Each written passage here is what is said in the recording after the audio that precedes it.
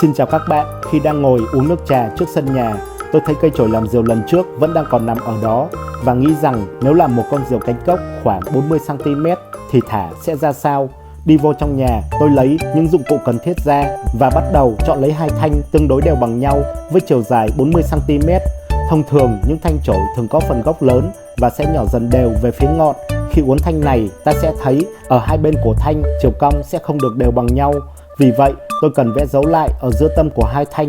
Sau đó, lấy một thanh, ta sẽ đặt dao vào dấu tâm theo cách nhìn như vậy, rồi cẩn thận cạo hướng ra về phía ngọn. Ở đây, phần ngọn rất bé nên ta cần cạo thật từ từ theo bốn mặt xung quanh của thanh cho đến khi nó được chuyển sang dạng tròn. Khi vót xong, ta sẽ thấy từ dấu tâm của thanh có kích thước khoảng 1,5mm và được nhỏ dần về ngọn khoảng 0,5mm. Để dễ hình dung hơn, tôi sẽ dùng một chiếc kim may quần áo rồi so từ dấu tâm ra tới bên ngoài. Bạn thấy phía ngoài ngọn chỉ nhỏ tương đương với một cây kim. Bây giờ ta sẽ xoay phần gốc qua và cũng cẩn thận cạo từ dấu tâm của thanh hướng ra bên ngoài, sao cho kích cỡ của bên gốc cũng được bằng tương đương với bên ngọn đã vót lúc trước. Rồi bắt đầu nắn cong thanh này. Nếu chiều cong ở nửa bên phần gốc còn chưa được cong đều với bên phần ngọn thì tôi sẽ cần cạo đều ở nửa phần gốc thêm một chút nữa, cho đến khi nào thử lại mà chiều cong được thật đều trông như vậy thì ta đã hoàn thành được một thanh cánh. Giờ tôi sẽ lấy thanh thứ hai rồi vót thanh này cho đến khi được bằng kích cỡ và chiều cong tương tự giống như thanh trước. Để có được hai thanh cánh cho diều, tiếp theo chọn một thanh chổi khác với chiều dài 46cm rồi cẩn thận cạo thanh này thành dạng tròn theo suốt chiều dài của thanh và có đường kính khoảng 1mm. Sau đó vẽ một dấu ở giữa tâm của thanh rồi sử dụng một nắp chai nước ngọt có dạng hình tròn. Tôi sẽ để dấu tâm của thanh vào tới chiều cong ở nắp chai và thật cẩn thận nhẹ tay nắn thanh này theo cách mà bạn đang thấy. Điều này sẽ giúp ta dễ dàng hơn trong việc nắn thành một vòng tròn như trái trứng gà với một bề 3,5cm và bề dài hơn 5cm. Ta sẽ nhỏ keo vào vị trí giao nhau của thanh để giữ tạm thời và dùng sợi chỉ may quấn qua vị trí vừa nhỏ keo khoảng 8 vòng và nhỏ thêm keo thật kín ở điểm đã buộc dây.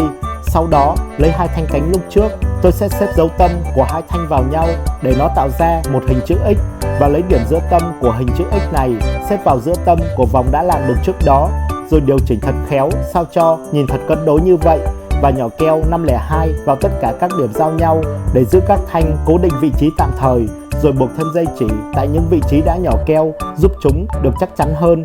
Kế đến, từ phía bên ngoài của một đầu cánh, tôi sẽ khép hai đầu thanh vào nhau, dùng dây chỉ may quấn qua hai đầu thanh khoảng 8 vòng dây, nhỏ thêm keo vào cho thật chắc chắn, rồi qua đầu cánh ở bên phía đối diện làm tương tự giống như bên vừa làm được trước đó. Và để cánh diều được cân đối ở hai bên thì tôi sẽ buộc thêm dây giằng qua ở khoảng giữa của từng nửa cánh diều để điều chỉnh kích cỡ hai bên được đều nhau như vậy. Rồi sử dụng một dây chỉ khác, ta buộc một đầu của dây vào phía bên ngoài của một đầu cánh và đưa dây về tới khoảng giao nhau giữa vòng và cánh. Vòng dây này qua, tôi sẽ kéo căng dây một chút giúp đầu cánh được cong hướng lên trên, thắt dây lại tại đó, rồi qua nửa cánh bên đối diện buộc tương tự giống như thế. Và ở phía cuối của đuôi, tôi cũng cần buộc một sợi dây giằng ngang qua hai đầu thanh, bóp lại để nó có một hình dạng như chiếc váy và dùng một thanh chổi ngắn, ta xếp vào vị trí này ở phần đuôi cố định lại ở đây và đã làm xong được một khung diều cánh cốc đuôi váy trông cũng rất hay. Để may áo cho khung diều này, tôi sẽ đi vô nhà lấy một túi bóng đựng đồ rồi cẩn thận cắt túi này ra thành một mảnh như vậy.